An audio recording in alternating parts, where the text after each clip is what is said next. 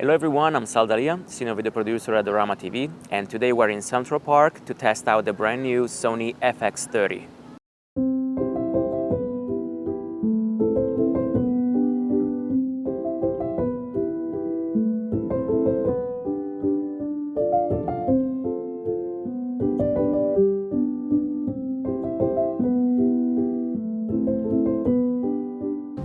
The FX30 has a Super 35 sensor, and the 4K is oversampling from 6K, and uses the brand new Exmor-R CMOS 20 megapixel sensor. As you can see, it's a beautiful day in Central Park. It's actually the first day of fall. Usually, as a filmmaker, if I want to go and get the most beautiful shots, I use the blue hour, sunrise, sunset.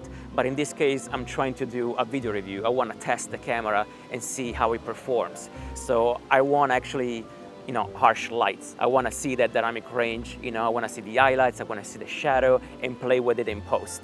Here I'm going to show you, some tests that I did with the Cinetone, with the S-Log3, and also without using any LUT. The FX30 has 14 plus stops in S-Log3, and you have many options for picture profile. But now you also have a user LUT. With user LUT, you're free to create your own LUTs and add it to the camera. You can use the Assist monitor to preview your LUT in camera, but you can also record in a metadata and use the Catalyst Prepare plug in Adobe Premiere Pro or to bake your LUT directly in post-production. You have a dual base ISO of 800 and 2500. You have a new dependable and fast hybrid autofocus with 495 points covering 90% of the sensor. Of course, you still have the real-time eye autofocus that works for human, but also for animal and birds.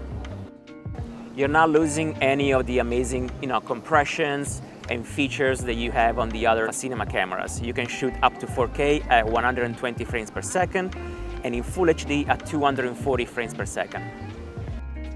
On the FX30, you have a 5-axis stabilization. The camera is also recording stabilization information in the metadata. So that means with Premiere in post-production, you can apply plugins and stabilize even more your footage. As you can see, the body is very small, compact, and lightweight. It's around 640 grams. And I love the fact that they put all these multi-threads around the camera like the FX3. So in the camera, you have the new Sony Alpha menu, and you also have a movie standby screen, which resembles more the cinema line camera like in the Venice. You have a tally both in the back and in the front. By swapping up on the monitor, you have a quick function menu, which is very convenient to quickly change settings. And as a cinema camera, of course, you have all the audio inputs, you have a 16-bit RAW output via HDMI, and you have a time sync port. Some other features are, it's dust and moisture resistant, as an uninterrupted recording, and something that I really like is that they move the settings icons to not cover the shooting screen, like in the Venice. Of course, the fact that it's a Super 35 sensor put the price tag a little bit lower than the FX3.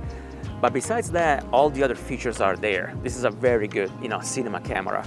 Sony sent it to me with the Power Zoom 1020, which is very convenient because it makes the package super small and lightweight. So especially for documentary style work, it's very good. It's very durable, it's all magnesium alloy.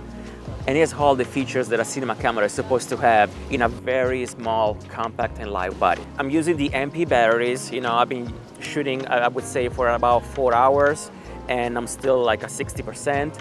As you can see, it has a very good, cooling system, both, on the bottom and on the side.